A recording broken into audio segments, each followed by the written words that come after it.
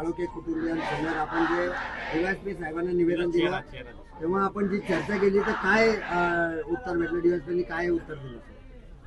26 तारखेला मंगेश अप्पा कालोखे यांची क्रूरपणे निर्घुणपणे हत्या करण्यात आलेली आहे आणि त्यानंतर आज संपूर्ण खोपोली शहरातून आपण पाहताय की मंगेश अप्पा यांच्या मारेकऱ्यांना फाशी झाली पाहिजे, त्यांच्यावर मोका अंतर्गत कारवाई झाली पाहिजे आणि जे आरोपी आत्तापर्यंत अटक केलेले नाहीत या सर्वांना तात्काळ जेलबंद केलं पाहिजे असे आम्ही आजच्या निवेदनामध्ये या ठिकाणी Khopoli police station, Raigad SP madam यांनासुद्धा सगळ्यांना निवेदन आज या ठिकाणी देण्यात आलेलं आहे।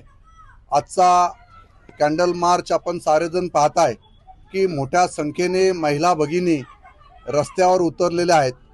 मंगेश अप्पा एक सामाजिक कार्यकर्ता म्हणून या संपूर्ण खोपोली शहरामध्ये अतिशय सामाजिक बांधिलकी जपत काम करणारा हा माझा सहकारी, हा माझा कार्यकर्ता, अतिशय निष्ठावंत कार्यकर्ता म्हणून शिवसेनेचं त्या परिसराचं संपूर्ण खोपोली शहरामध्ये एक चांगल्या पद्धतीचं नेतृत्व मंगेश अप्पांच्या रूपाने या ठिकाणी होत होतं आणि या नगरपालिकेच्या निवडणुकीमध्ये विजयी झाल्यामुळे विरोधकांनी, राष्ट्रवादींनी त्या ठिकाणी मंगेश अप्पा यांची पराजय त्यांच्या पसनी पडलेला नाही आणि म्हणून त्यांची क्रूरपणे निर्घुणपणे हत्या करण्यात त्या ठिकाणी आलेली आहे।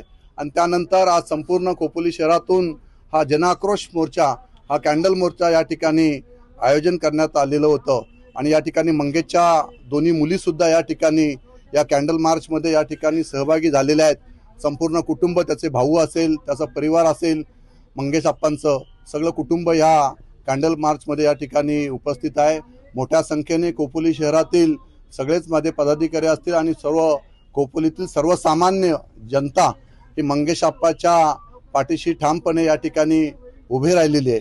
आम्ही पोलीस प्रशासनाला या ठिकाणी विनंती केलेली आहे पुन्हा एकदा की आपण तात्काळ जे आरोपींना अरेस्ट केलेले नाही त्यांनी अरेस्ट त्या ठिकाणी करावी आणि त्यांच्यावर मोक्का अंतर्गत कारवाई त्या ठिकाणी करावी आणि ज्या पद्धतीचं 26 तारखेपासून जर ज्या आरोपींनी मंगेश अप्पाची हत्या केली त्यांना पोलीस स्टेशनच्या माध्यमातून या ठिकाणी आपण पाहिलं तर पोलीस प्रशासनाने तात्काळ त्या ठिकाणी कारवाई करण्यात आलेली, त्यांना अटक करण्यात आलेली आहे।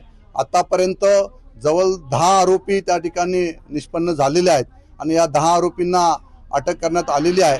उर्वरित आरोपींना सुद्धा लवकरात लवकर या ठिकाणी अटक होईल अशी अपेक्षा आम्हा सगळ्यांनाच या ठिकाणी आहे।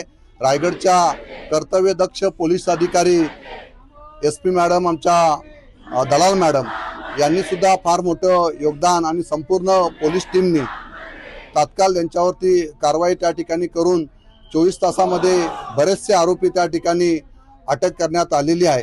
त्यामुळे आमचा पोलीस प्रशासनावर सुद्धा पूर्णपणे विश्वास आहे की ज्या पद्धतीचं हे क्रूर कृत्य संपूर्ण महाराष्ट्राने पाहिलेलं आहे, संपूर्ण देशाने पाहिलेलं आहे आणि म्हणून तात्काळ कारवाई त्या ठिकाणी झालेली आहे।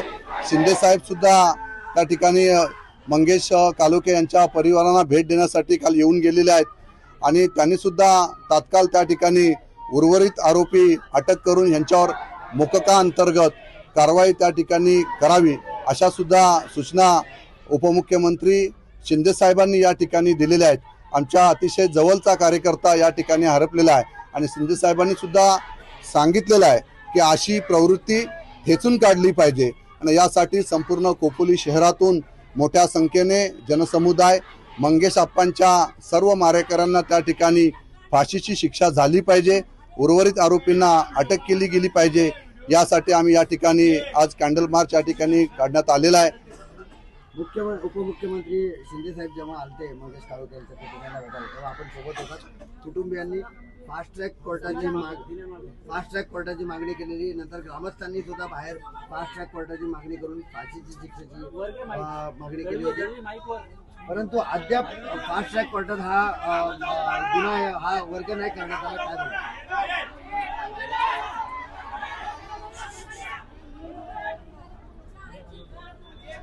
तुम्ही आता पोलिसांना निवेदन दिलंय.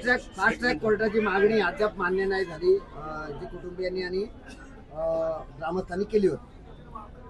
फास्ट ट्रॅक कोर्टासंदर्भात सुद्धा शिंदे साहेबांनी तात्काळ त्या ठिकाणी हा खटला फास्ट ट्रॅक कोर्टामध्ये चालवला जाईल, परंतु आता इन्व्हेस्टिगेशन सुरू आहे. जे जे आरोपी पूर्णपणे संपूर्ण या खटल्याचा या केसचा तपास पूर्ण झाल्यानंतर हा खटला नक्कीच आम्ही आमच्या निवेदनामध्ये सुद्धा म्हटलेलं आहे आणि शिंदे साहेबांशी पुन्हा एकदा चर्चा करून SP मॅडमशी चर्चा करून DG मॅडमशी चर्चा करून हा खटला फास्ट ट्रॅकवर त्या ठिकाणी चालवण्यासाठी आम्ही सुद्धा त्या ठिकाणी सगळेच आग्रही आहोत आणि ते तसं सांगितलेलं आहे. आणि मोकोका अंतर्गत सुद्धा यांच्यावर कारवाई झाली पाहिजे असं सुद्धा आम्ही त्या ठिकाणी सांगितलेलं आहे. आणि त्यामुळे मला विश्वास आहे की रायगडचं पोलीस प्रशासन अतिशय सक्षमपणे कर्तव्यदक्ष पोलीस अधिकारी म्हणून आपल्याकडे SP दलाल मॅडम या ठिकाणी आहेत आणि त्यांनी ज्या पद्धतीने हा तपास ज्या गतीने केलेला आहे त्याबद्दल मी त्यांचं सुद्धा या ठिकाणी खऱ्या अर्थाने आभार व्यक्त करतो की आपण चांगल्या पद्धतीचा तपास या मंगेश कालुक्या क्रूरपणे झालेल्या हत्याकांडाबद्दल आपण सुरू ठेवलेला आहे. मला पूर्णपणे विश्वास आहे उर्वरित आरोपी सुद्धा लवकरात लवकर अटक केली जाईल. तर राष्ट्रवादीचे बीडचे नेते वाल्मिक कराड यांच्या सोबत असलेल्या टीम मधून मारेकरी या ठिकाणी होता. तर ते राष्ट्रवादी कनेक्शन बाबत काय नक्की तथ्य आहे, काय बोलायचं?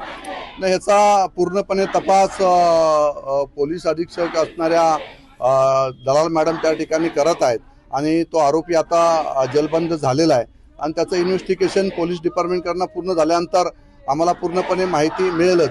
परंतु आम्ही जी माहिती आतापर्यंत त्या महेश म्हणून ज्या आरोपीची घेतलेली आहे तो वाल्मिक कराडच्या पेजवर सुद्धा आहे आणि तो धनंजय मुंडेच्या सुद्धा त्याचे फोटो त्याच्या मोबाईलमध्ये आहेत किंवा त्याच्या वेबसाईटवर आहेत.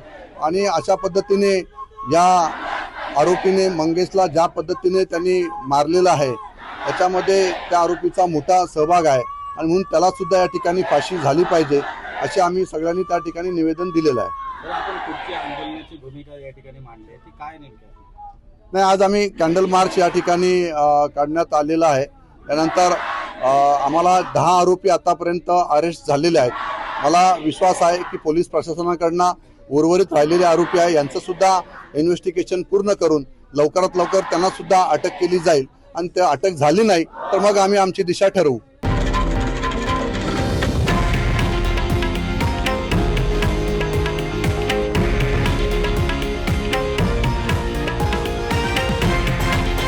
हे आहे देशातील नंबर 1 न्यूज नेटवर्क आणि आपण पाहत आहात TV9 मराठी, एकमेव.